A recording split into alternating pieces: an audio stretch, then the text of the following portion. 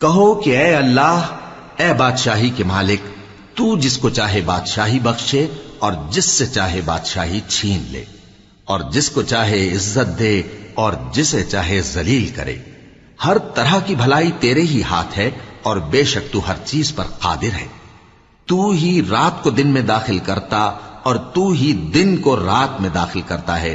تو ہی بے جان سے جاندار پیدا کرتا ہے اور تو ہی جاندار سے بے جان پیدا کرتا ہے، اور تو ہی جس کو چاہتا ہے بے حساب رزق بخشتا ہے۔ مومنوں کو چاہیے کہ مومنوں کے سوا کافروں کو دوست نہ بنائیں، اور جو ایسا کرے گا اس سے اللہ کا کچھ عہد نہیں۔